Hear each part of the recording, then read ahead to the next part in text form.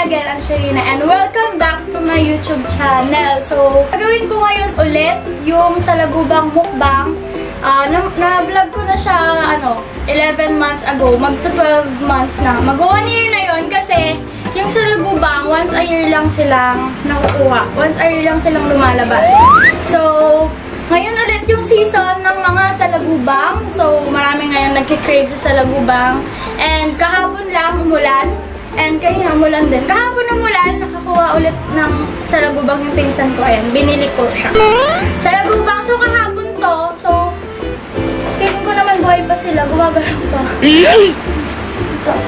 Nakikita ba? Ayaw ang focus. Focus lang! Ayan na, oh. Ayan. So, buhay pa ba yun?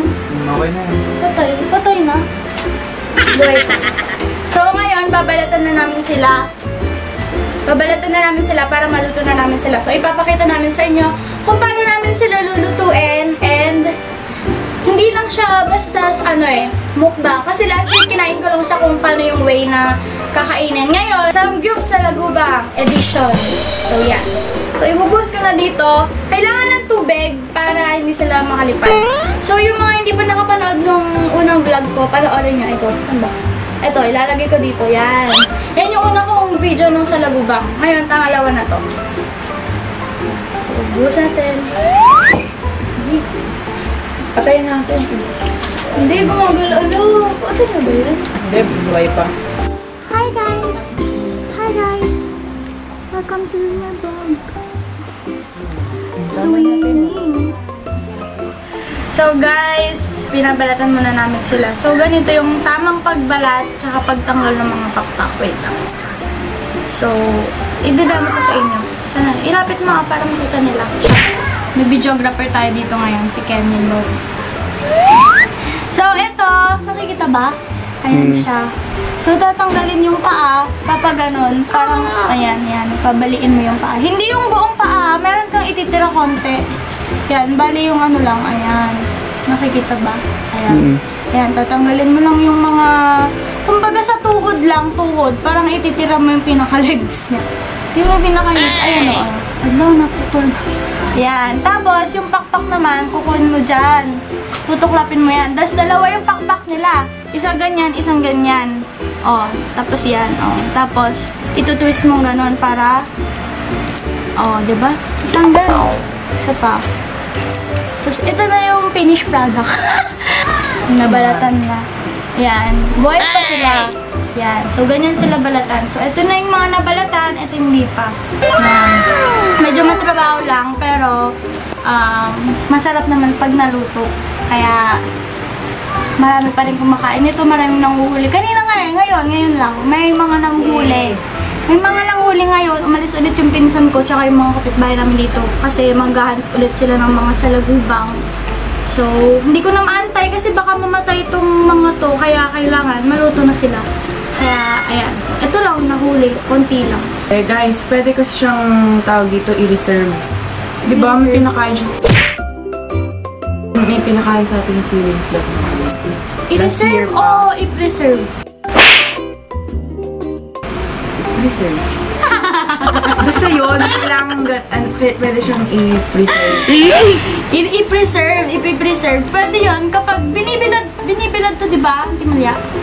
Binibilad. Para mas maging crunchy, binibilad. Tapos, ipi-preserve. Iluluto muna nila sa suka. Ayun, tapos ipi-preserve. Yun lang. So, guys, babalatan muna namin yan. Konti na lang. Bibilisan na namin para maluto na namin siya. Yan, ipapakita namin sa inyo kung paano siya luto.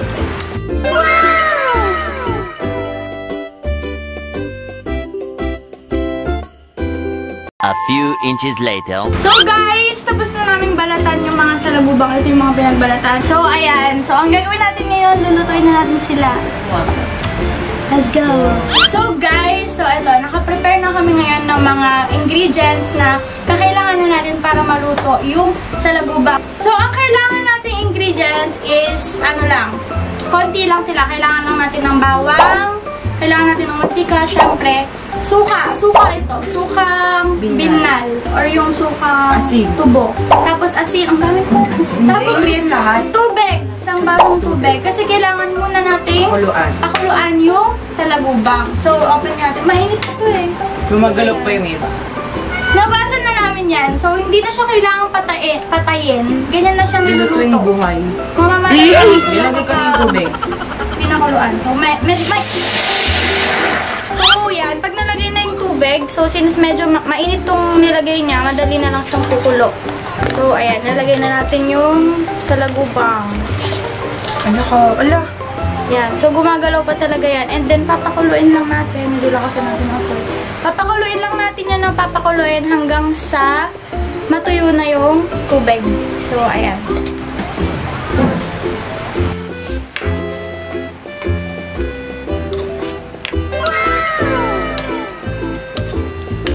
So, guys, ayan, kung nakikita nyo, medyo tuyo na siya. Ayan, tuyo na yung tubig na nilagay natin kanina. So, yan, naluto na yan. So, ang gagawin natin ngayon, lalagyan natin siya ng suka and doon naman natin siya papatuyuin ulit. So, ibuboost mo na yung suka. So, ayan, lalagyan namin ng suka. Sukang binal yan. Yan, sarap yan. Sukang tubo sa mga nakakaalam.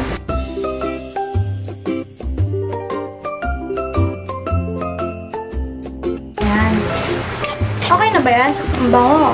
Yan. So, papatuyun ulit natin siya sa suka. And then, tsaka natin siya ipiprito. Hindi mo lalagyan sila. Hindi. Meanwhile. So, guys, ayan. Tuyo na yung suka. So, ang gagawin naman natin susunod, lagyan na natin ng mantika. So, ipiprito na natin siya sa mantika. Yan. Kailangan deep fry siya para mas crunchy. Sige, dagdamihan mo. Kailangan mapito yan ng ganyan. Yan. So, papainitin pa natin yan.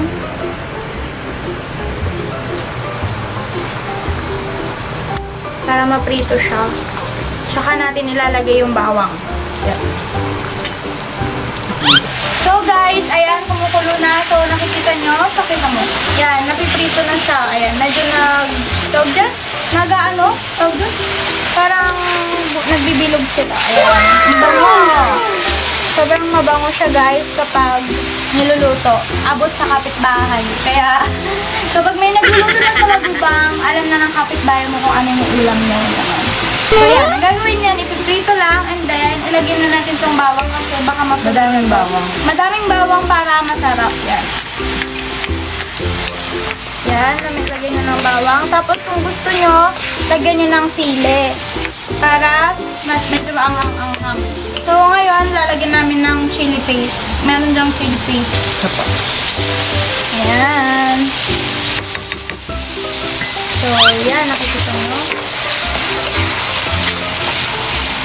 Bawang na may konting salagubang. Mas madami pa yung bawang kasi sa salagubang. So, ayan guys. Ang bango kung nakaamoy nyo lang. Ah, sarap. So, ipiprito lang natin siya para maging crunchy. And, ayun. And, nga pala, diba, nabanggit na rin namin kanina, gagawin namin siyang samgyup.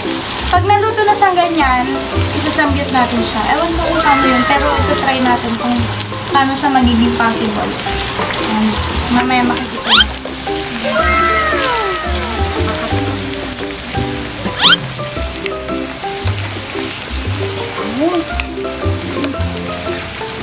So guys, nakalimutan ko lagyan ng asin. So lagyan natin siya ng asin. Hindi ganito kadami konti lang para hindi na parang maalat. Dalawang pila. Okay na yan. Pero hindi siya gano'ng maalat. Dahil mo naman nilagay ko sa kanya. Lagyan nyo ng asin. So sa mga gustong magluto ng salagubang dyan, ganito lang yung pagluluto. Kung ano pa ibang luto, pero ito yung masarap. Iba sinasawag nila sa ulam.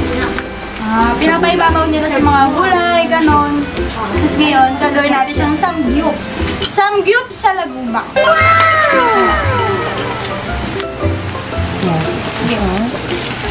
Eventually. So guys, ito, nakaprepare na kami. And ito, meron na kami ditong pang samgyupsal. And walang pork kasi ang gagawin talaga natin, ito yung ipapalaman natin sa lettuce. Yan. So, nakikita niyo yan. Meron din tayo dito. Ano kasi yung samjang ba to? Samjang paste.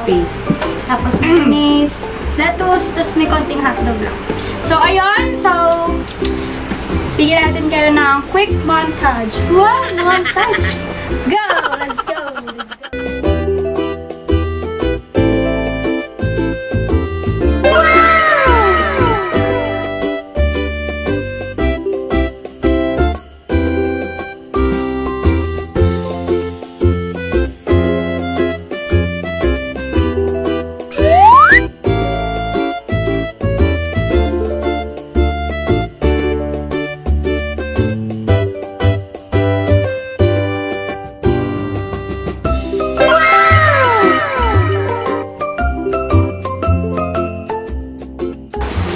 Iprito natin ulit yung salagubang.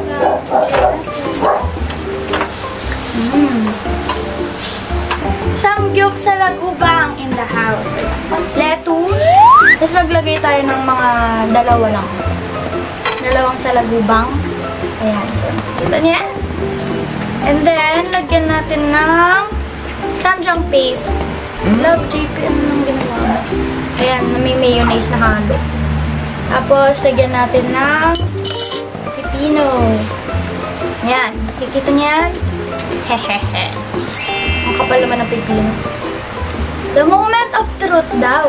Yee! Kambing. Anghang.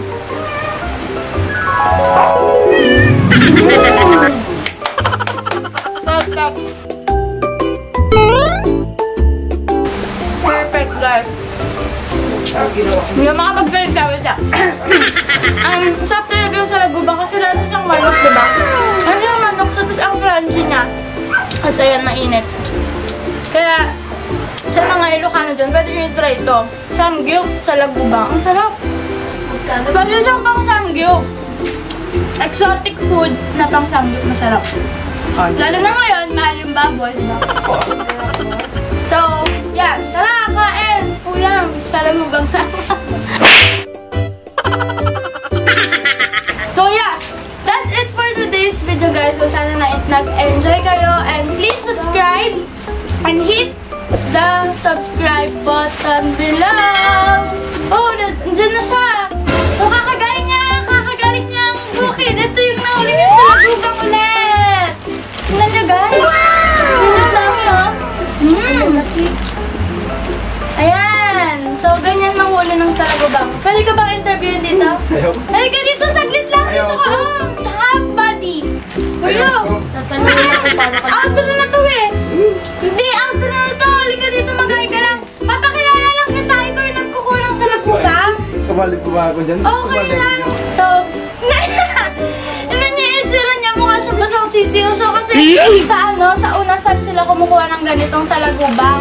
Kailangan, kuha nga. Yan, kasi mataas na, di ba, puputol. Kailangan nakaganyan para hindi makati, di ba?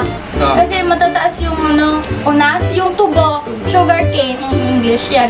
So, kakauwi niya lang and nauwi niya sa salagubang. Kasi we said, shout out kay Jan. Siya lagi yung source natin ng salagubang. So, ito na yan. Thank you so much. So, yan. So, mahirap kumuha ng salagubang pero masarap. So, yeah. That's it for today's video. Nag-outro na ako pero dumating sa bigla eh. So, yeah. Please subscribe. Click the subscribe button below. And don't forget to like and share this video. Comment sa mga gusto niyo pang content na gagawin natin. So, yeah. Thank you for watching Positive Vibes Only. Bye! 12 seconds later. Samgyup.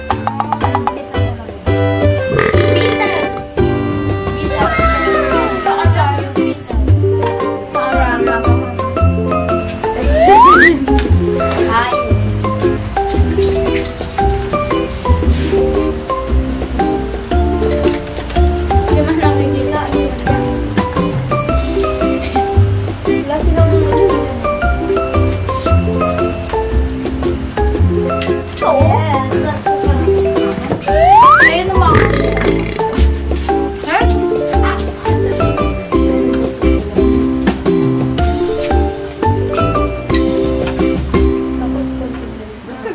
mo.